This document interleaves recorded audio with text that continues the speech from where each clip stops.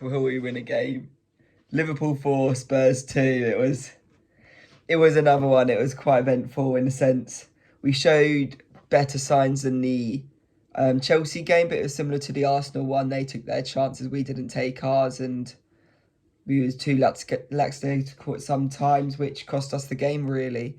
And it only seemed when the game was completely out of getting a result, then we started to turn it on when there was no real pressure on the game, and then it was too little, too late really. 4-2. There is signs though. There was, I believe, in the 30th minute, there's a clip going around Twitter now, and it was, this is what Ange's football is. And it's us playing out from the back on the right hand side where you go to Romero, Porro, Basuma, Kulu, and play out, and then it switches to Johnson, who messes up at left wing, trying to beat Alexander Arnold. And yes, there is glimpses of real good positivity, but we just need to be more composed and also a lot more technical. And I think that's where the summer's going to be really, and what we're going to have to improve on in the summer is getting some more technical players in. So that will be more of a technical number 6, I believe, another backup 8 or a 10, so more of an advanced sort of 8, because we do have Bentancur, then a striker and maybe a left winger, and then also some backup fullbacks. But talking of, Ollie Skipp at left back, what a boy. He's normally, he had a good game against United earlier in the season, yes, and he showed some glimpses, but he seemed a solid player there, especially in the invert system. It does seem to suit him quite well. And he was one of the reasons we performed well in that second half, and he kind of changed the game and gave us a lot of hope. So will he become our left back for the remainder of the season? Hopefully, yes. Came out of nowhere, but hopefully, yes. But that's going to mean that Dragason's agent is going to continue to moan. He had a little outburst after the Chelsea game. Probably going to go again. And it's those sort of attitudes where we don't really want them at the ground, and we don't really want them at the to do with the club at all. And when a player's not really performed when he has been given the chances, yes, he's not been given a lot of chances, but he hasn't set the world alight.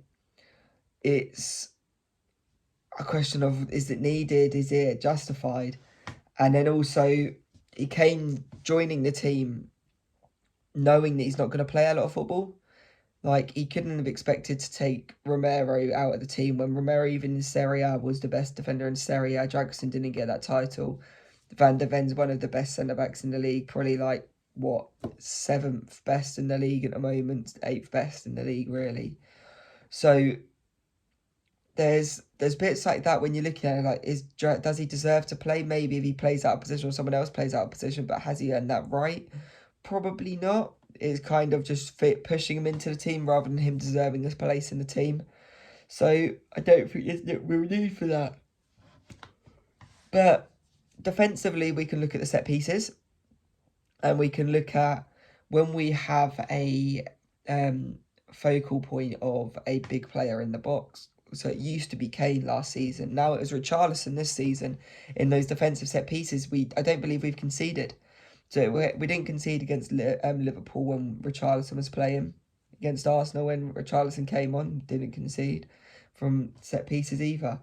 And I think that's what we need, is we need that person going on the front post and then heading clear and pressing. And I don't think Richarlison is the answer for all our problems, no, but for the remainder of the season, I feel like it is a positive to have him there, especially defensively, until we start working out how to defend them. And I feel like that's helped us a lot. And also with him, he helped us score away from home, which we haven't done in the last 3 games. And you're looking at it, what is it? Chelsea didn't score. Then we're looking at Newcastle, we didn't score. The last away game we scored was West Ham away, and that was at the 2nd of April, and that was a Brennan Johnson. And we scored, did we score? Oh no, that was the one that was right at the start, and then it all fell apart, and yeah. Oh, Tottenham. But we have really struggled away from home this season, even if you look before the West Ham game, Fulham 3-0, Villa, we took our chances, but came from red card second half FC again. You're going further up, 2-2 at Everton. You're going further up. You're looking at United away. Going further, Brighton. It's not been great away from home, and it's really been the atmosphere maybe what's carried us this season. I know the atmosphere at the stadium's been a little bit hit and miss, but when you're looking at even the start of the season, it was so buzzing around that ground, and we just improved and we improved things like that. So, what is that? It doesn't seem to come off. I might be, I don't know. But yeah, it seems because of this season, it looks like it's going to be Europa League football next season. There's 3 games left. One of them, Burnley, we should be able to beat because Burnley play into our hands trying to go forward. City, doesn't really matter what happens. I just want us to lose. Yeah, I feel like even if we try and win, we'll lose that game. And then Sheffield United, last game in the season, is going to be their last time in the Premier League. So it's like they'll probably give us a fight. They're going to sit back as well. Going to be a tough game there. So we can get a maximum of 9 points. If Villa win one game, they guarantee top 4. If they all they need is 2 points out of their next 2 games to guarantee it. The issue is we might fall into 6th. We're only 4 points above Newcastle at the moment. So we are going to have to get results against Sheffield and Burnley to secure 5th place.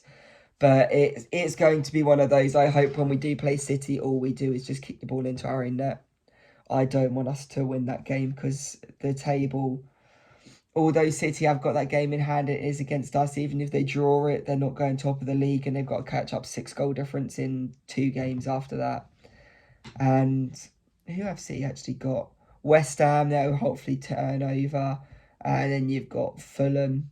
They've got this weekend away. Fulham haven't been great as of late, but it is what it is. And then you're looking at Arsenal. They've got United away, hopefully, and then Everton at home. They're 2 tricky games, to be fair, but you can see them winning both. But at the same time, you can see them dropping points in both as well. So we still can have hope. And wouldn't it be lovely? Is it possible? It is possible for Liverpool to finish second still. And that would just be just to really hurt Arsenal fans. Because we haven't done it this season because we've been awful, really. And we haven't played our best football against them. We played okay, but we haven't taken a lot of points off of them. We've only taken 2 points off of them. So it would be lovely. Liverpool are currently 5 points below them. They can get 6 points. They've got Villa and they've got Wolves. They've got to win those 2. Klopp's farewell tour, surely.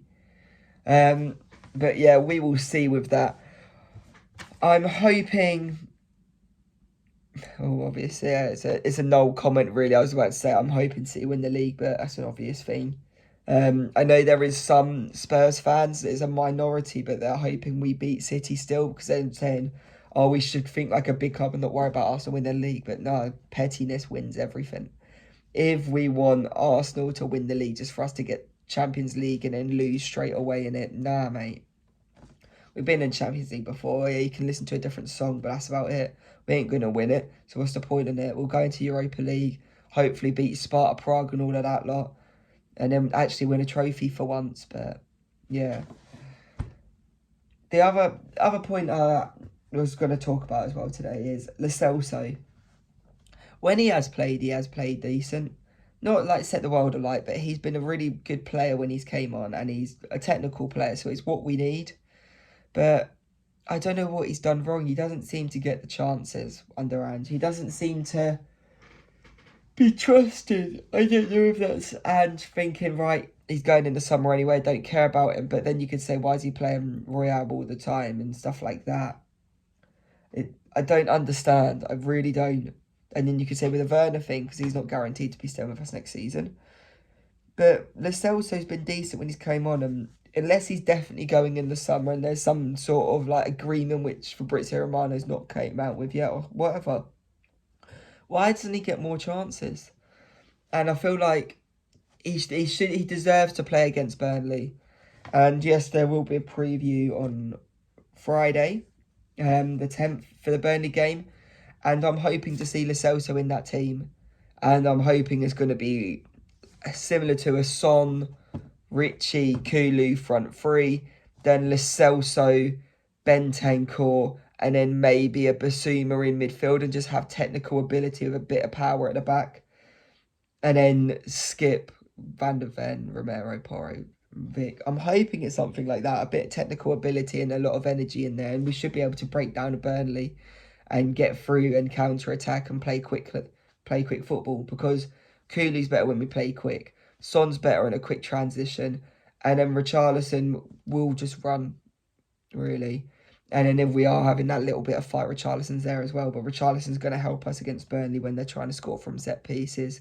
And if they're trying to play out, there is kind of a slowing down with Richarlison, because he'll be able to press them and kind of hopefully negate them playing out from the back. But he might just do the straight line runs like he was doing against Chelsea. We don't know. But yeah, let me know what you thought about the Liverpool game. Let me know who you think should be dropped for next game. Let me know who you thought played well. What you think of the whole Skipp situation now, if he's going to play, and what do you think of Lo Celso as well. And I will see you on the next one. Peace.